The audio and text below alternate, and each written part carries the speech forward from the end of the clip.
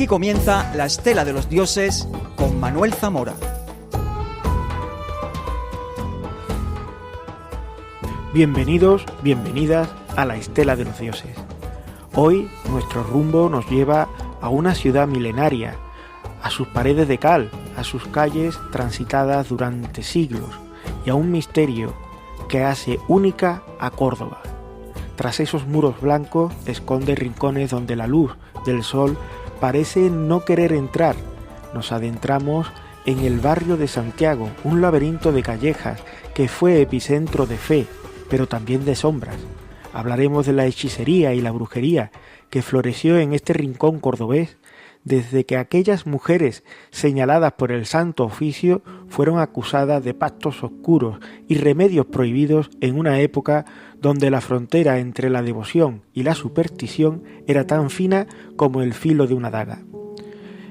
Pero el misterio no se quedó atrapado en los siglos pasados. Nuestra investigación nos va a conducir a un edificio que domina la geografía del enigma de la ciudad, el Colegio de la Aduana, un lugar donde los pasillos guardan ecos que la lógica no alcanza a explicar. Para desentrañar lo que ocurre cuando se apagan las luces, contamos hoy con un guía de obsesión. Recibimos en nuestra mesa a Emilio Morales, compañero y director de Realidad y Misterio, quien ha puesto la tecnología y la valentía al servicio de lo invisible. Emilio nos traerá los resultados de sus investigaciones paranormales en este enclave donde los testimonios y registros desafían la comprensión de la realidad. Preparen sus sentidos, porque vamos a entrar en el mundo de lo desconocido. Soy Manuel Zamora y las sombras de Córdoba están a punto de hablarnos. Y es que cuando hablamos de investigación, hay un umbral invisible en el cual vamos a entrar. Ese terreno donde lo empírico, donde allí la razón empieza a fallar. Lo inexplicable hace que la investigación paranormal moderna haya ido dejando atrás métodos que poco tenían que ver con la ciencia.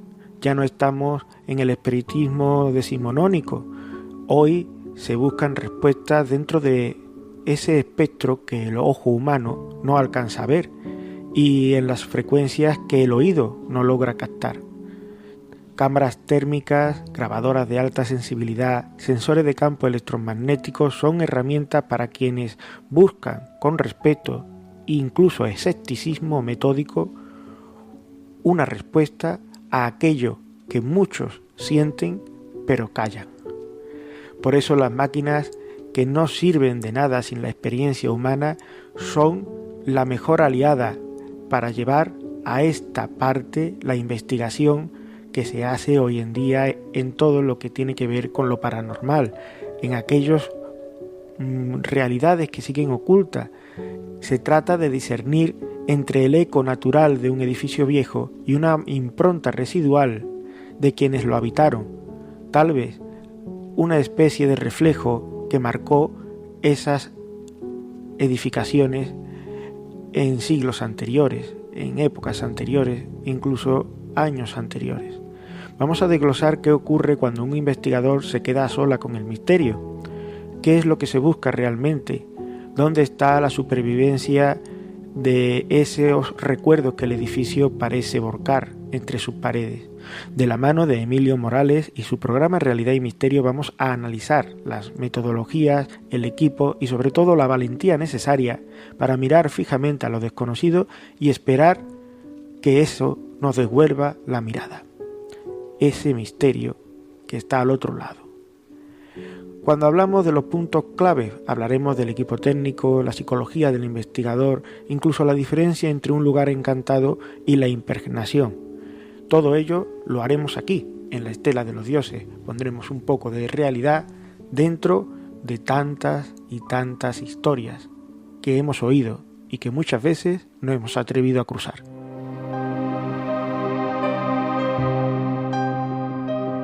Parranauta, misterios y otras realidades.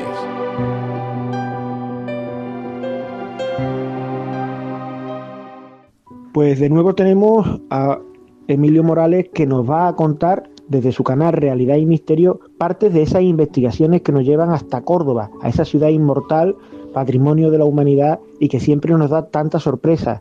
Bienvenido, Emilio, un placer volver a tenerte en este año nuevo del 2026. Bueno, pues un feliz año nuevo para ti y para todos los oyentes que nos estén escuchando y bueno, a ver si el 2026 viene con fuerza y con mucho misterio, como siempre digo yo.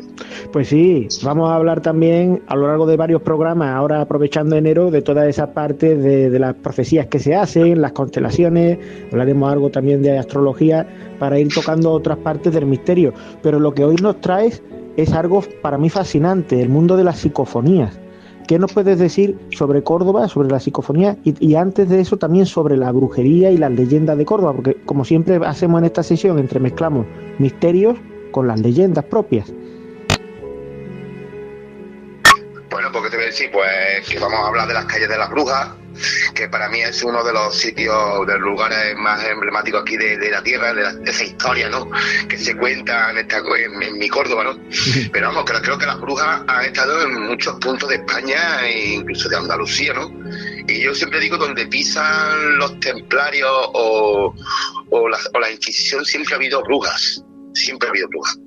Y bueno, y aparte ya de lo que vamos a hablar también de la psicofonía, bueno, donde visito muchas veces, que es un sitio muy psicofónico, que no hace falta ni poner aparatos de ningún tipo, nada más que con la psicofonía sacas.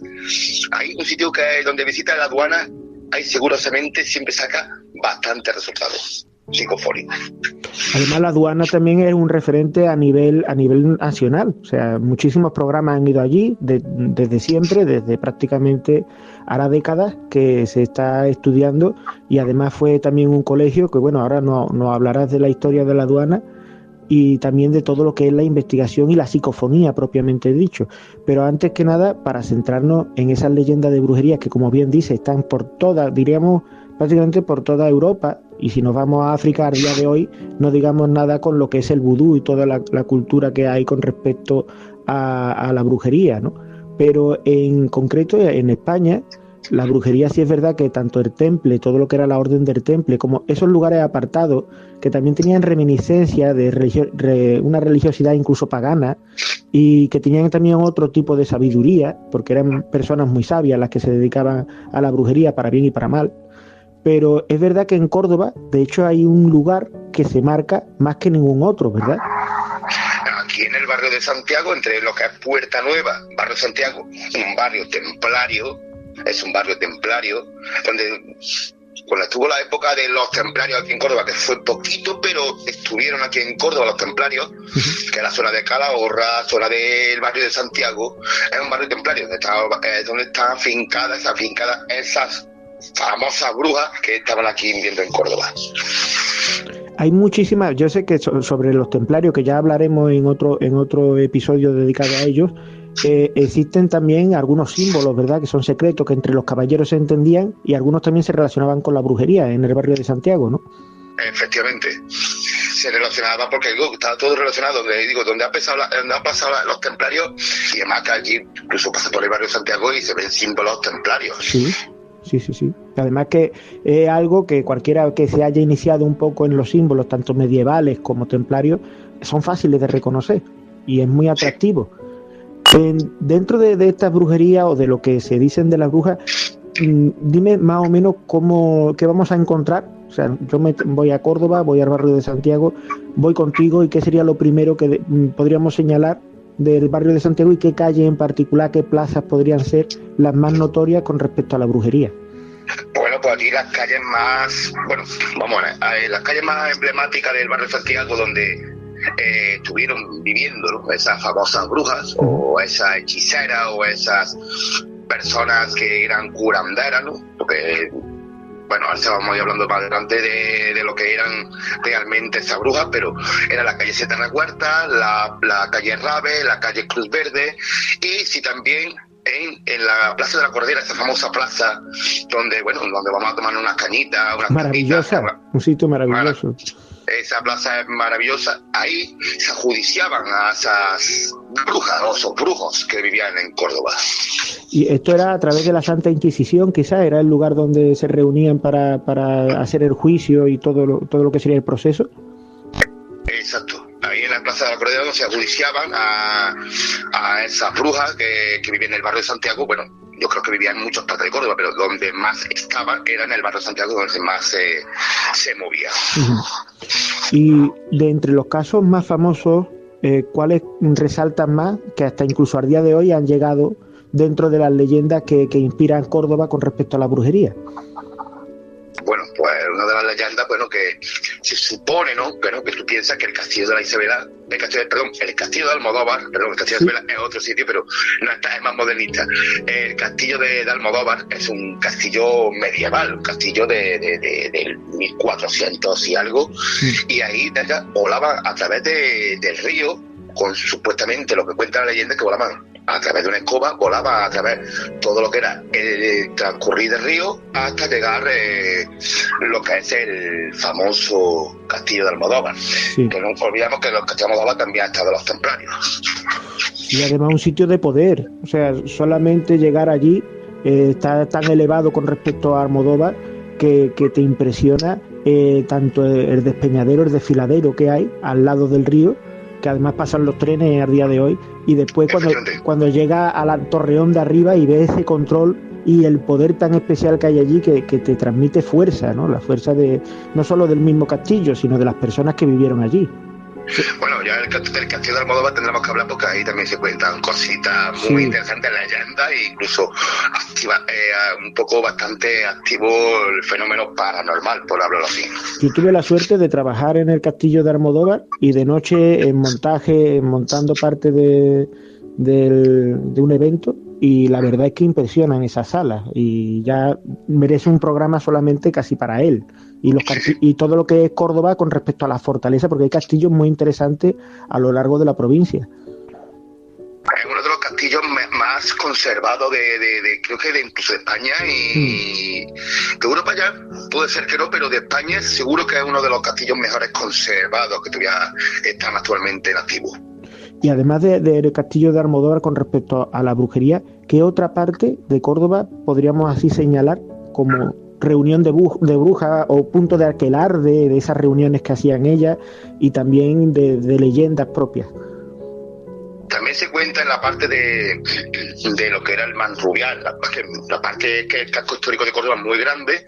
La zona del Manrubiar también se cuenta que han estado pasando un poco tiempo, pero también estaban ahí lo que era las brujas, pero donde estaban más afincadas fueron en la parte de Puerta Nueva, parte de San Pedro, por decirlo así, que estaba todo más o menos en ese círculo, ¿no?, de Santiago, Puerto Nueva, San Pedro, Corredera, que en ese círculo se mantenían más la brujería, las brujas. Y en este barrio, bueno, se conocía más o menos cada una de las brujas que podían ir allí. Supongo que habría algunas que se dedicarían más a recetas, casi boticas, ¿no?, boticarias, con remedios, y otras a conjuros. ¿Hay algunas de ellas que hayan pasado la leyenda con nombre propio a día de hoy? Ahí la que más resaltado, como digo yo, la líder, que según cuenta la leyenda era Flora, que forma está documentado por a través de compañeros que han estudiado esos casos del aquelarre, de la brujería aquí en Córdoba. Flora era una de las más destacadas de aquí, de Córdoba, y no olvidemos que no eran brujas, pero para esa época unas personas que curaban era el mismo demonio, tenía aquí que hacer brujería para curar esas cosas, para curar a los enfermos, y lo que se dedicaba a hacer pociones para curar a esos enfermos. Realmente ellas eran mujeres sabias, boticarias, muchas veces que daban remedios efectivos, y parecía que ellas como que querían copiar lo que viene de Dios, ¿no? Entonces realmente era ciencia, no tenía nada que ver en muchos casos con nada de brujería o un culto a lo satánico, ¿no? Ellos hacían sus bailes, hacían sus rituales, hacían sus pócimas bailando en hogueras, que muchas veces incluso cuando hemos hecho rutas en la calle de las Brujas, nuestro compañero Manuel pues hacía lo que hacían las brujas de esas. Ponemos música de esta época de brujería, hacíamos lo que hacían las brujas con el fuego, recreamos un poquito de ese fuego que hacían esas brujas. Y mucho de ese ritual estaba también basado en algunos rituales paganos que eran precristianos, ¿no? Exactamente. De ahí en la mala fama que después tenían, digamos, a través de la época del control de la Inquisición. Parecía que esa parte que conectaba con lo pagano pues era peligroso, ¿no? Y había que contrarrestarla. Pues efectivamente, además que en esa época pues se hacían esas cosas para saber como digo, era como el anticristo, ¿no? Por decirlo así, era esa mujer, era el anticristo. Fuera de la religión, no la tenían como la religión en sí. Y Flora, en concreto, ¿cómo fue la historia? O sea, ¿ella llegó a ser condenada por la Inquisición? ¿La llegaron a perseguir?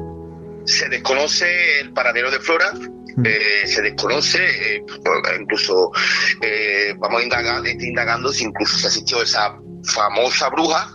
Estamos indagando si incluso si actualmente, porque vamos a contar lo que fueron hace 3 o 4 siglos, en el año 1600, 1700, incluso el principio de 1800, si existe alguna descendencia, porque todavía notitas que todavía existen descendencias de brujas en ese barrio de Santiago, aunque ahora ya no está mal visto hacer un poco brujas, como se puede decir así. Sí, ya por suerte, digamos, es una parte más de nuestra cultura, ¿no? Ya se ve como no una parte oculta, sino incluso una parte que se pueden sentir hasta orgullosos ciertos lugares, ¿no?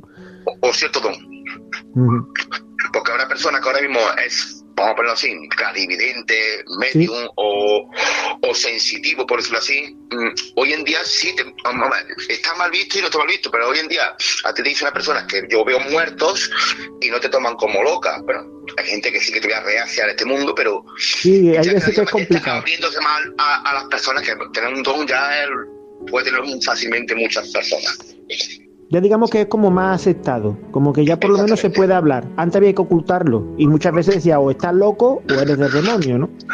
Bueno, hoy en día el tipo de brujería es diferente al antiguo. Bueno, era brujería, pero hoy en día ya más bien con palo santo, el romero, estos tipos de rituales que se hacen ahora para limpieza energética, el tipo de brujería que existe actualmente. Que también lo hacían antiguamente, pero actualmente pues lo hacen. Claro, ya no existiría tanto, por ejemplo, el remedio, digamos, boticario, ¿no? Que muchas veces daban las brujas, porque hoy por suerte, digamos, la ciencia ya está en la farmacia, ¿no? Está en la farmacopea y desarrolla la botica de otra manera, ¿no? Ya más arreglada, porque antes también era peligroso, puesto que muchas de ellas podían envenenar o podían dar dosis que no eran correctas, ¿no? Efectivamente. Entonces eso sí es verdad que lo tienen, pero no hay que olvidar la importancia también de muchos de estos remedios que eran la farmacia de la época, ¿no? Que muchas veces encontraban. También dentro de la brujería hay algún brujo, o sea, alguna persona que sea varón y haya resaltado en Córdoba. Yo a través de lo que yo he visto, he estudiado, me he redactado un poco de la historia. Cada vez que hemos hablado, nunca ha salido el nombre de ningún varón. Siempre está más peor visto ser bruja que brujo. Es curioso. La mujer siempre ha estado muy mal visto hacer esas cosas. Un hombre, si era curandero, no pasaba nada, estaba mal visto, pero bueno, pero una mujer en aquella época estaba muy, muy opacada. Todavía O estaba mal vista hacerlo eso. Más condenada por el mismo hecho de ser mujer. Efectivamente. Y después, por ejemplo, cuando llegamos allí al barrio de Santiago, tenemos, por ejemplo, al personaje de Flora, vemos todos los remedios que había allí. ¿Hay algo más que podamos resaltar? ¿Alguna calle que todavía se haga sentir algo especial? Yo, sinceramente, las personas que vengan a Córdoba, es como cuando entras en la plaza de la calle Rave o la calle Siete Reguartas, con una calle Siete Reguartas porque son 7 curvas, no se llaman 7 revueltas, es como que entra en un umbral energético inmenso.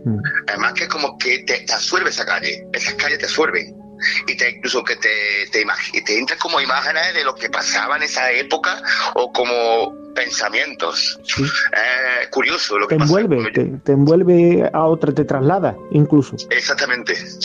¿Y hay alguna hora en concreto que te pueda trasladar o te pueda decir algo más? Por ejemplo, al anochecer o al amanecer. El anochecer, sinceramente, da como un poquito más de grima, ¿no? Pero esas calles estrechas, muy apagadas, las luces muy leves, de lo que es la judería, la zona esta del casco histórico, no es como va una avenida y se ven más luminosos, son calles muy apagadas, muy estrechas, y es como que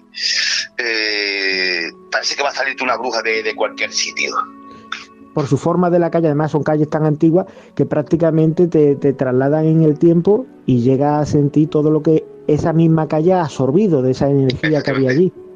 Pues hablando precisamente de energía, y hablando de esa forma en la que se puede absorber por parte de los edificios la energía, nos vamos a ir a otro misterio que para mí es muy interesante, que es la aduana, un antiguo colegio. Explícanos un poco su historia y por qué es tan importante en el mundo del misterio.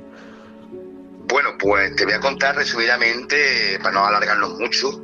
Eso se inauguró en el año 57, pero no se inauguró como un colegio, se inauguró como un seminario de jesuitas.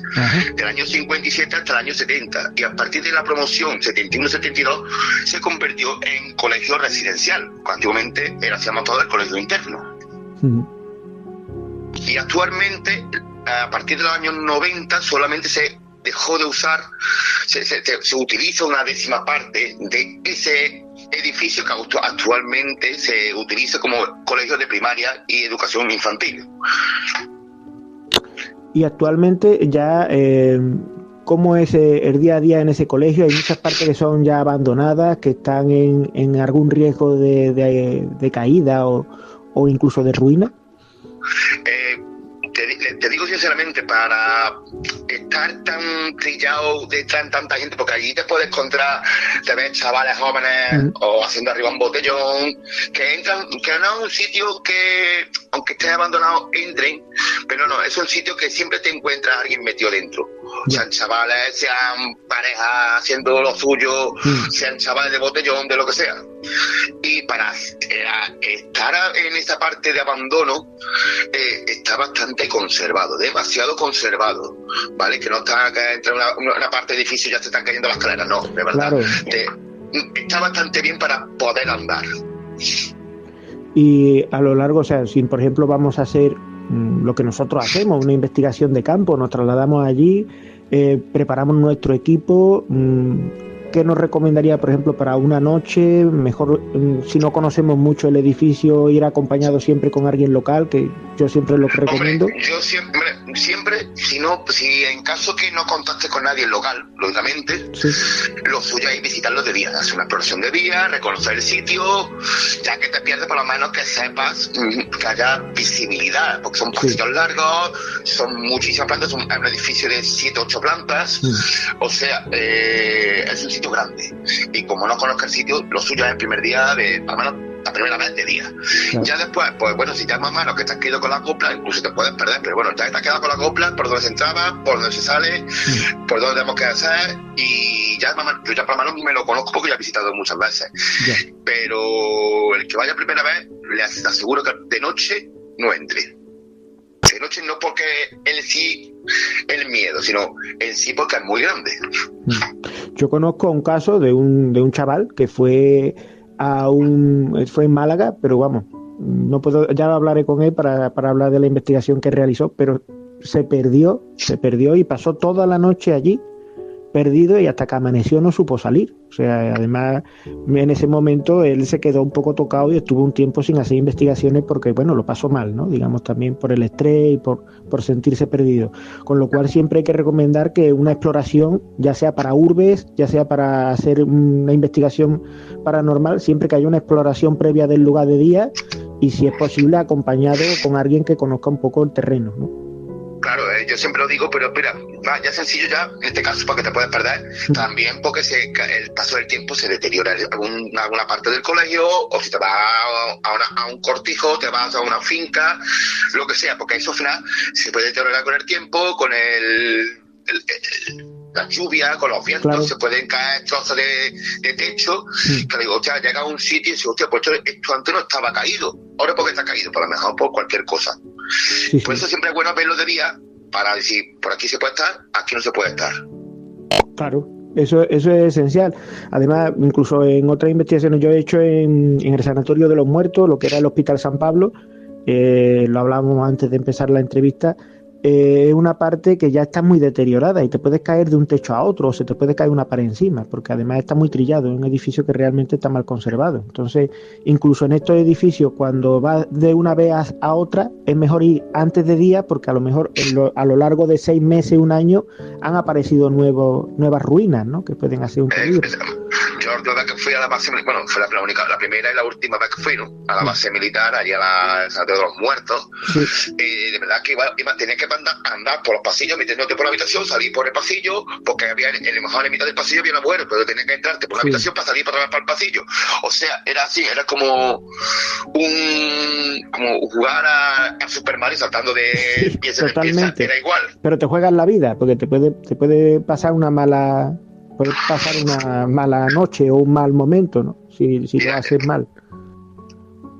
En el colegio de aduana, ya para centrarnos en él, ¿cuáles son los hechos que suceden? O sea, ¿qué es lo que...? Porque se habla muchas veces de psicofonías, de apariciones, pero de todas las investigaciones que hay, ¿tú qué has podido verificar o has encontrado que te ha llamado más la atención, y en especial en el mundo psicofónico? Porque hay que recordar que la psicofonía, según se cree, porque claro, lo cogemos siempre con pinza, pero parece que es como una manifestación, bien sea de la impregnación que tiene el edificio, de las emociones que se registraron allí, o puede ser también el mismo espíritu que ha quedado atrapado o manifestándose, ¿no? Siempre cogido esto con pinza porque todavía está en un mundo que se está investigando, ¿no? No sabemos exactamente por qué se manifiesta, pero dentro de ese mundo de investigación y de estas psicofonías que muchas veces captamos, ¿cuál es la que tú has recogido allí y que pueda ser verdaderamente importante? Bueno, pues así más o menos hablándote bueno, lo que el colegio piensa que también ha sido seminario, habrán muerto monjes, siempre en aquella época del año 70, 80, era un tema un poquito...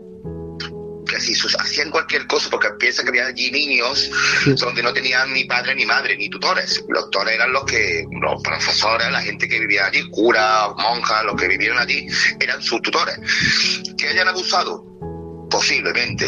Que hayan hecho algo, posiblemente. No está documentado porque, quiera o no, son temas un poco delicados y lo tienen poco, por decirlo así, tapados y no lo documentan. Pero siempre se manifiestan voces de niños, voces de alguna monja, de algún monje, de algún cura, posiblemente sea algún niño de allí, posiblemente. ¿Hay documentado que haya pasado algo de algún niño? No, pues lo tienen tapado. Ajá. Y, por ejemplo, suicidio de estudiante que había veces, o de alguna persona responsable, tampoco hay así nada registrado, ¿no? No, porque ni en esa época era el Ministerio de Educación, o actualmente la Junta de Andalucía de Educación, pero son temas que lo tienen poco tapado. Y cuando sucedía en esa época eran los 70, los 80, principios de los 90, o sea, poquito tapado. Todavía era poco claro, no había una transparencia tan, a lo mejor... Por lo menos la sensación que tenemos hoy en día de que son más transparentes. También muchas veces no sabe qué puede pasar o no, ¿no? Siempre nos queda esas dudas porque son sitios que para llegar a tener una información muchas veces son opacos, ¿no? Sobre todo en épocas tan remotas, tipo años 70, ¿no? Hay otra opción de que esas supuestas entidades que se manifiesten allí no pertenezcan al lugar. Uh-huh. O sea, ¿cómo te lo puedo explicar? Que hayan abierto un portal. Han abierto un portal y ahí hay energías donde no tienen que estar. Demonios, bajos astrales, burlones, que son esas entidades son las errantes, las que se hacen pasar por lo que no son. Muchas veces te hacen pasar por niños que a lo mejor no son niños, ¿me entiendes? Sí. Y eso es lo que muchas veces, como no tengas esa experiencia o ese manejo, oye, era un niño, bueno, vamos a ver si es verdad que era un niño, y va más o menos buscándole, como ya se demuestra que era un niño, digo, ¿eres un burlón o eres un demonio? Que también han hecho muchos rituales allí, pues de la ouija, de muchas cosas. Hay gente que hace ese tipo de rituales y no saben cerrarlos. Ese es el problema, porque al quedar los portales abiertos puede haber incluso presencias, ya hablaremos de como energías, ¿no? Que se puedan camuflar diciendo aquellos que no son.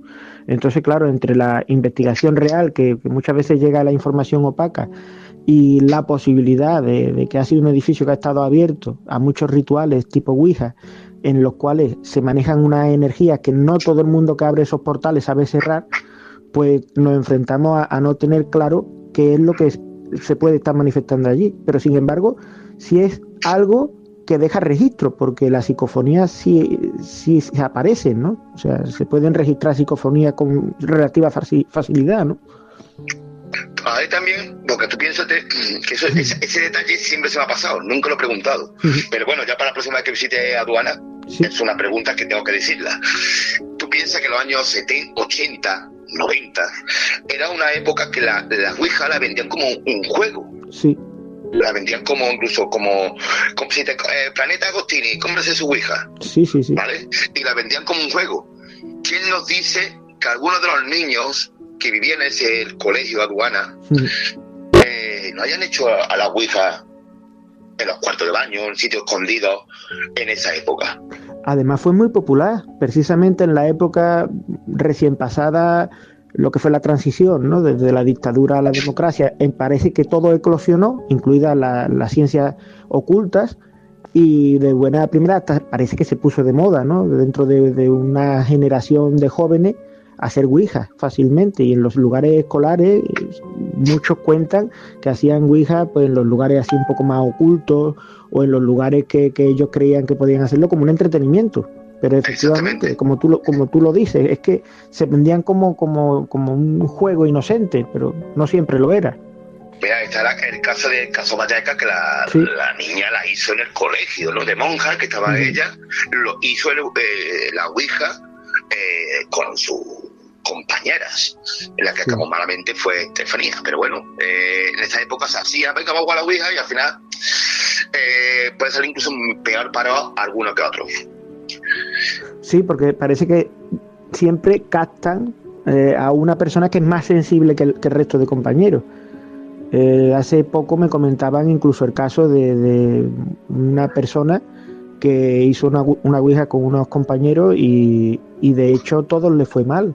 O sea, a lo largo de su vida han tenido muchos sucesos muy negativos y ella se lo achacaba a eso. Además, ella ni siquiera hizo la ouija, fue su hermana mayor, ella era más pequeña y hasta se escondió debajo de la cama asustada, y parece que ella también siente que en cierto modo esa negatividad la ha perseguido a ella por estar presente, ni siquiera por ser miembro de la ouija. Es muy sencillo. Tú vamos yo soy anti ouija, pero vamos a poner un ejemplo, que tú vas a hacer una investigación con tus compañeros.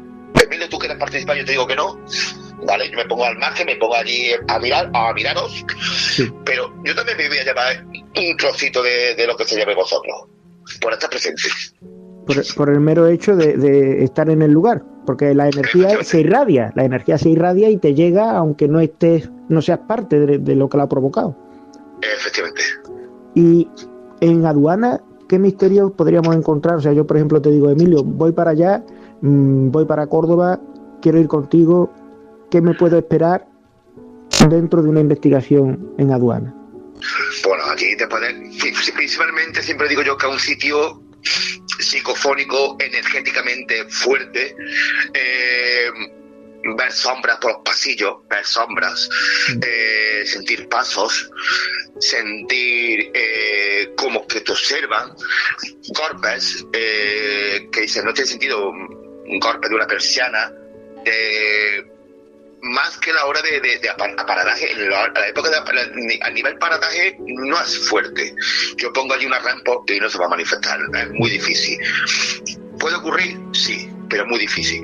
Allí más bien es la sensación que tú percibes. Ese es el resultado. La sensación, vas andando en silencio, se escucha, a lo mejor no percibes ese sonido, pero después cuando tú analizas, se escucha lo que se ha escuchado. Por ejemplo, si lo vamos a poner aquí ahora, te he pasado una psicofonía que fue una urbex, que no fue una investigación, fue una urbex. Y vamos ahí y se escuchó muy claramente la voz de un niño llamando a su mamá, y después se escucha muy claramente la voz de la madre llamando a su niño. O sea, en ese momento nosotros eso no lo escuchamos.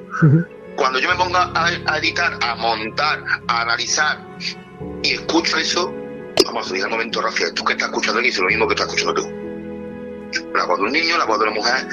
Ahí sí es verdad que hay otras psicofonías muy claras en ese audio, pero después he recogido y se notan psicofonías que de verdad te tienes que poner mucho en lo que es el auricular para escucharlo bien, para percibirlo mejor, pero esos sinceramente no hace falta ni un simple auricular, se escucha como si fuera que tenemos un aparato de espíritu y es sonido ambiente.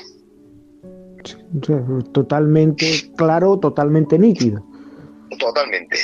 Se nota que no es voz humana, porque sí que es verdad que lo nota un poco a la hora de escucharlo, lo nota un pelín robótica. Pero se nota que, pienso, vamos a ver, la voz de una mujer puede dejarte en duda que podemos ser algunos de nosotros, por ponerlo así, pero la voz de un niño, ¿qué pinta la voz de un niño allí? Cuando yo en las profesiones no llevo niños. Claro. Entonces dice, vale, la mujer me puedo dejar, me puede decir, eso es vosotros, vale. Pero la voz del niño, ¿qué pinta ahí? Y es que se escucha como si fuera que estaba al lado. Que no se escucha de fondo que pasa de un chalet que está a 200 metros. No, se escucha como si fuera que está al lado. Entonces son cosas que te dejan un poco marcado. Y dices, hostia. Tiene un lugar potente, desde luego, porque que se pueda escuchar así te manifiesta una gran potencia.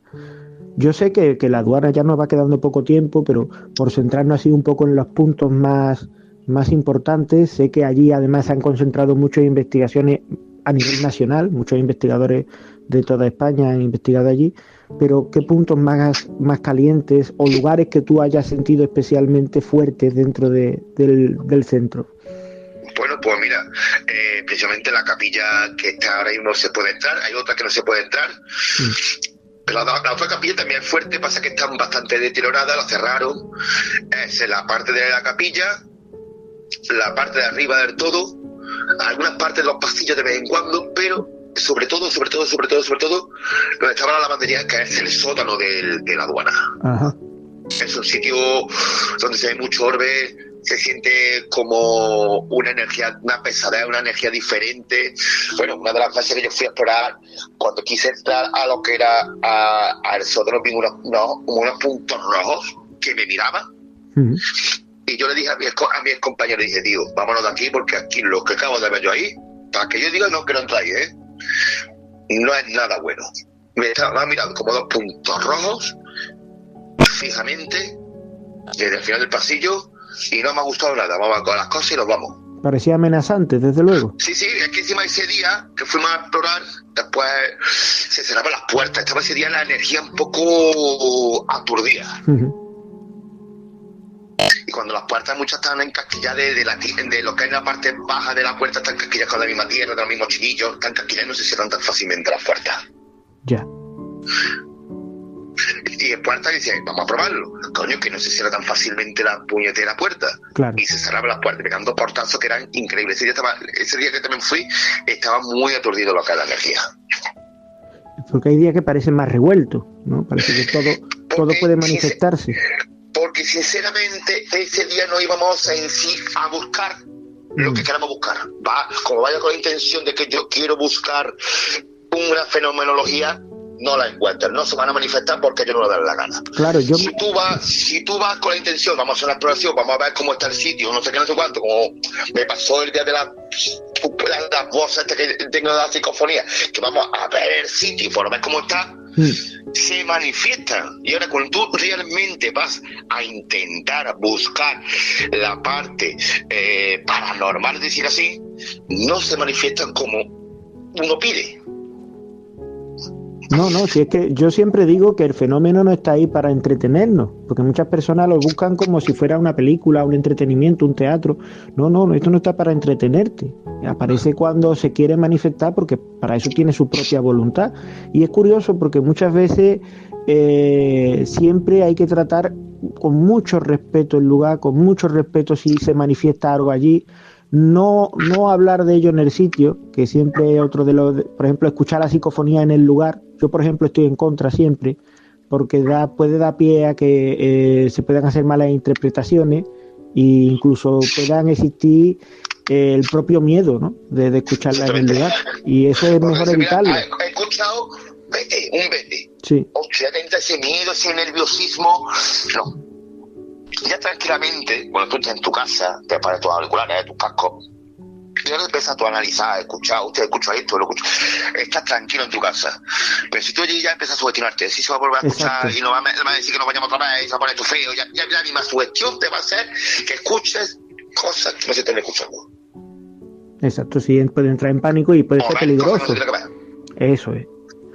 Muy interesante decir esto porque, claro, siempre que hablamos del mundo de la psicofonía en sí que da para varios programas porque a la historia que ha tenido, el desarrollo. Hoy en día también encontramos aparatos nuevos, algunos que también crean mucha polémica entre los investigadores, pero es muy interesante el saber que hay en punto, como tú estabas comentando, Emilio, esas partes que son esenciales. La capilla es un lugar siempre de poder, siempre que entramos en un lugar. Y los sótanos. Y los sótanos, porque además es un lugar que está oculto, que digamos, está en contacto con el inframundo, un poco más bajo, y que es también el lugar donde, por ejemplo, las ouijas, que hablábamos antes de ellas, se celebraban, por ejemplo, lavandería. Es un lugar que por la noche está tranquilo, puedo bajar con unos compañeros, en un sitio espacioso y hacer una ouija allí. También. Efectivamente. Eso ha pasado en muchos casos que también hemos investigado. Mira, como te he dicho de los aparatajes, que hay polémica, vamos a ver con diversos compañeros, que claro, todo es respetable. Como siempre yo hablo con nuestros compañeros, yo he tratado con compañeros que, por ejemplo, la Spirit Box no está de acuerdo, si la respetan, si la quiere usar, que la use. Yo tampoco soy partidario de la Spirit Box, la utilizo, sí, ¿vale? Porque siempre existe el morbo de que la gente escuche. Ya. Pero sinceramente no soy partidario porque de las 200 respuestas que te da la Spirit Box, una puede ser factible o dos. La mayoría es sí, no, vete, no sé, son respuestas que tampoco te estoy preguntando si me quiero ir. O existen también muchas interferencias. Te estoy preguntando cómo te llamas, no que me vayas, ¿cómo te llamas? Sí. Y si tú me dices Pepe, pues mira, una respuesta es inteligente.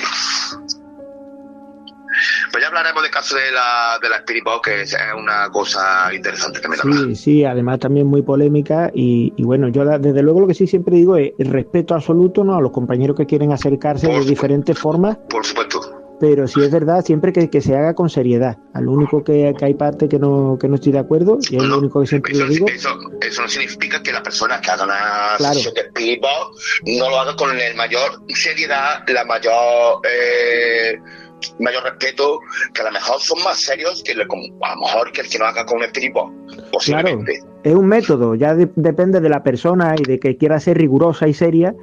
Y de la creencia que tenga de cada aparato. Exacto, y la creencia que tenga para que la actúe de una manera u otra.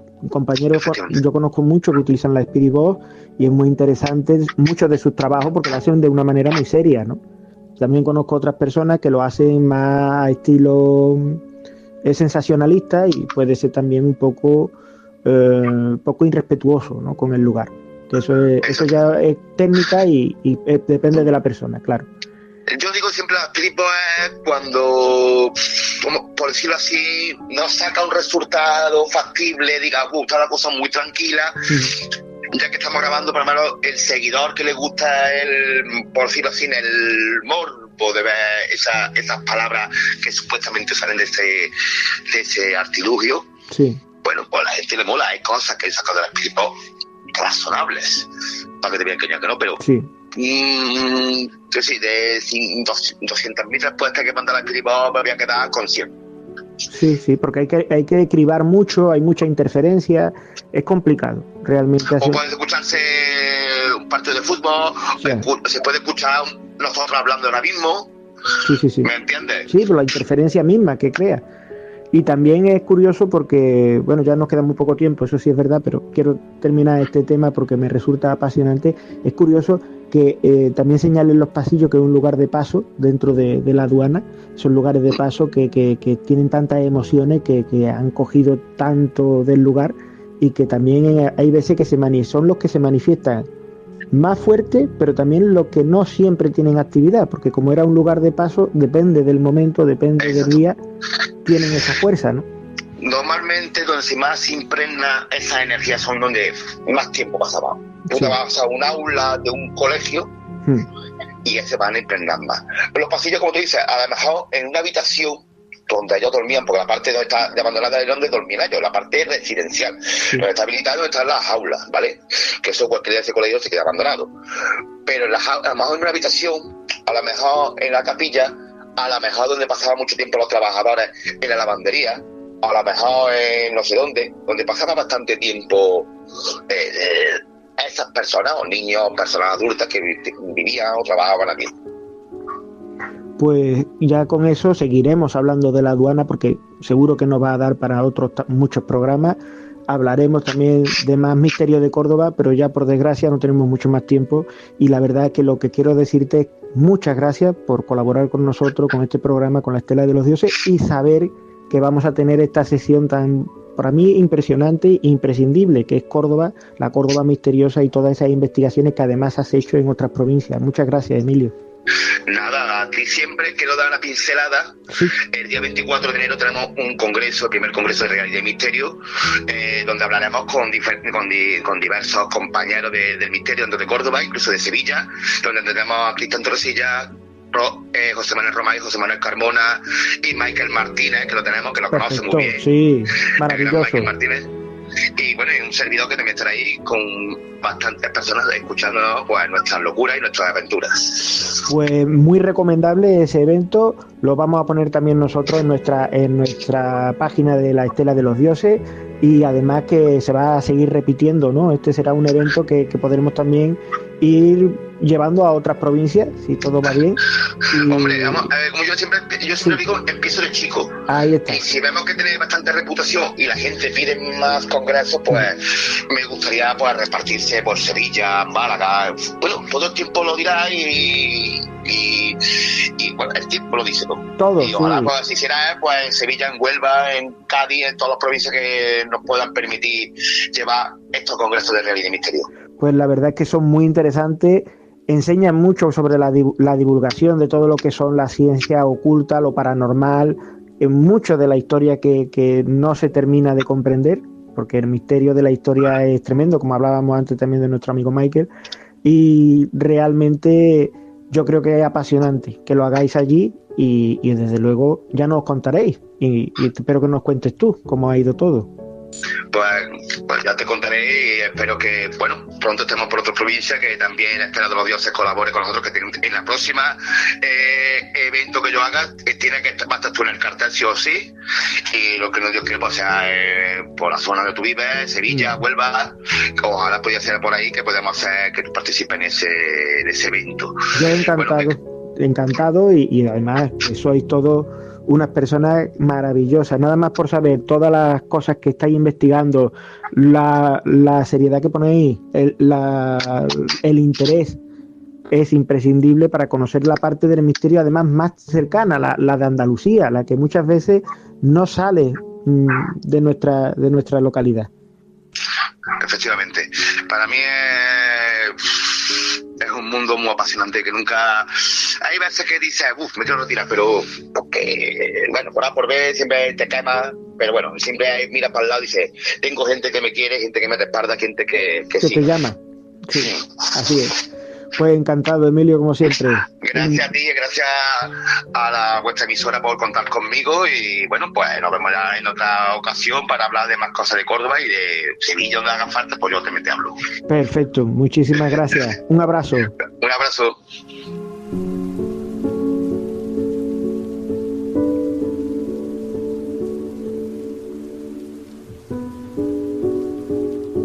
Ya estamos en plena despedida de este programa.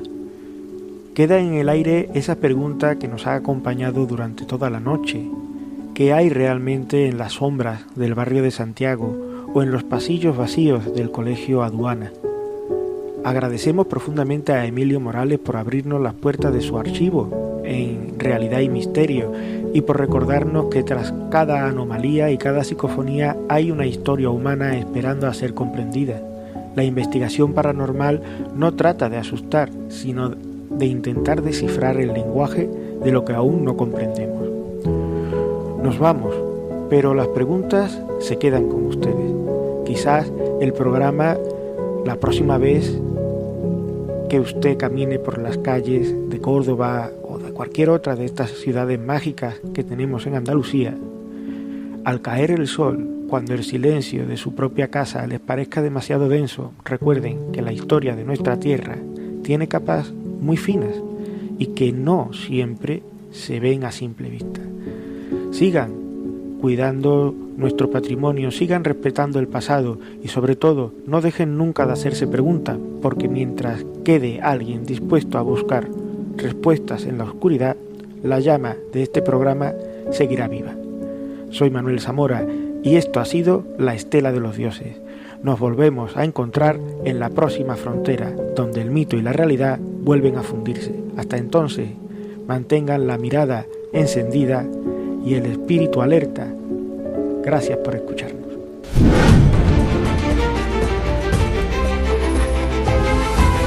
Hasta aquí La Estela de los Dioses, producción de Radio Voz del Condado sobre una idea original de Manuel Zamora.